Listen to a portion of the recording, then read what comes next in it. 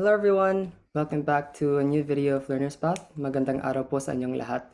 Today we're going to be talking about the University of the Philippines, the top one university in the country. So today we have a very special guest, Sir Froi Dalmacio. Thank you po for taking the time out of your busy schedule to have this coffee chat. So to start po, could you please tell us a little bit about yourself?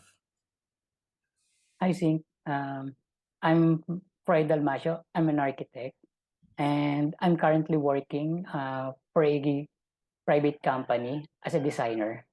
And also, I'm giving lectures and seminars for the students, especially architecture students, and also within our company.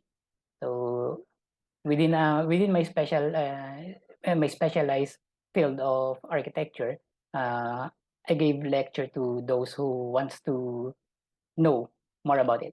So when you were giving those lectures and seminars, on your first day po, what was your first impression about the University of the Philippines or UP? Actually, I'm already part of it during my college times. So at first, I thought all students are activists. That's all. But eventually, I learned that they really strive hard for excellence. Actually, there's this saying na matalino and malayong pag-iisip. That's their parang pinaka-motto or something like that. So ever since college po, did you ever think that UP had like a specific teaching style in university life? Because we hear about the big four, right? About UST, Ateneo, De La Salle. So do you think that UP has any specific teaching style that's different from the rest? I think the most unique way of teaching for UP students are um, they're part of a home. The campus is a home. They live there, they study there, they do things in life there.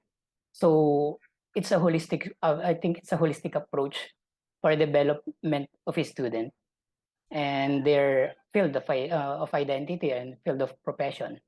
Like architecture, if you're an architecture students or medical students, you can live there. There's a dorm there, and you have a free will. Actually, you can go to a class wearing your regular clothes or something like that. A very important aspect they're giving you is to strive an excellence. That's it. So do you think po that that because it's a holistic approach, did you think po that the students there kind of had like peer teaching, like students taught other students, and like they had like this kind of way where they taught each other instead of the teacher to the student sometimes? Yes, actually, and I think they have at least two of what I observed. One is like authoritative teaching, and the other one is the collaborative teaching. I think the collaborative teaching is the way the student wants. They taught each other, and sometimes they invited outside professions just to lecture them, to have some seminars there, to widen their field of informations, not just within the academic campus and the academic syllabus that they are learning. So you mentioned before po that actually I also had a friend when I asked her, ano bang gusto mo? Gusto mo ba sa UST or sa UP? Tapos sabi niya, parang gusto ko sa UST na lang kasi parang lahat ng mga estudyante sa UP parang aktivista. So that's what that's what she said before. So would you think that that's a misconception about UP? And are there any other common misconceptions and what are the realities po? Well, actually, that's one of the misconception. They thought that all students in UP are activists, mayabang, arrogant, or something like that. But not all students are like that, actually. They comprise of um, intelligent people that some of them turns against the government, and most of them turns to help the government on their field. But they're all intelligent people there. Yeah. They really are. Mhm.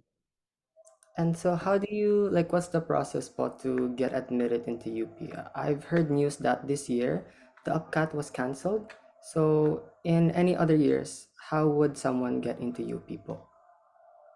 Actually, the OPCAT is the first stage to be in UP. And for the masterals kasi, they have to have some lectures or information or stage or process before you can go to masteral.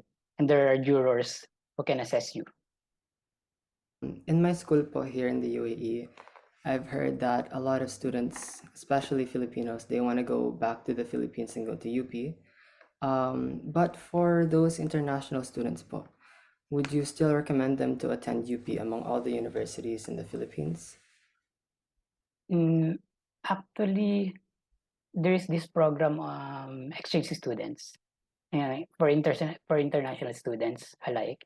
And there are Japanese, Americans, and Middle Easterns who are participating on that program. So I think I can recommend it because um, it's a different field, learnings and experience that widens your capability of doing things.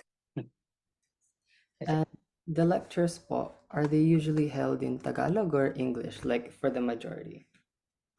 It depends actually. If all the students are Filipinos, then we lectured in Filipino. But if there's a foreign student, uh, then we shift to English. Okay, so I'm sure that those international students would really enjoy being in UP. The holistic approach, the peer teachings, and everything about it. Mm, I think they'll yes. find UP a home. Mm. So lastly po, for those students in my school and for those listening somewhere else, para sa mga estudyanteng gustong pumasok sa UP, ano po yung i-advise niyo po sa kanila? Kung gusto niyong pumasok sa UP, um, mas magandang buong yung loob niyo to accept yung pagiging UPian. So, may tendency kasi na yung iba is maku-culture shock sila pagdating doon sa UP at saka sa pinaka-environment ng campus. So, yeah, it's a different field. It's a different campus style. Kasi it's open campus siya, state university. So, lots of different uh, people ang makikita nyo doon. So, try nyo na pumunta ng UP. I recommend it na pumunta kayo to attend any program they offered, especially architecture or something na ganun. Kasi uh, may ibang way of teaching ang UP na hindi mo makukuha sa iba. It's either technicals or academic type or theoretical. More on theoretical that applies to reality. Ganun siya. Yes. Thank you po for that. And about culture shock po. So, Mm. what would you say po would be a common culture shock when a new student comes into UP? When you're going to other universities, they have this uniform students, all in a clear in a clear and parang restricted path or something na restricted areas, mga ganun. In UP, they're free. There's a freedom there. A total like a democratic campus that you can do whatever you want. But may exceptions lang yan. Although, ayun, kasi practice nila doon yung malayang pag-iisip, Hmm. freedom of thought, parang ganun. So, yun yung pinaka major culture shock. Now, when you go there, it's a campus, but it's like a home. No one no one wears uniforms or no one eh, no one talks to you about any special attendance of being a student or something like that. So there, you can freely express yourself in UP. Thank you, Paul, so much for giving your expertise and advice. And I'm sure that all the students watching right now have found this really helpful. Thank you po talaga for taking some time. I know that you're very busy, but thank you for helping those students who want to, who are dreaming and studying for the UPCAT already. Thank you once again. Okay, thank you everyone. Thanks, Zing.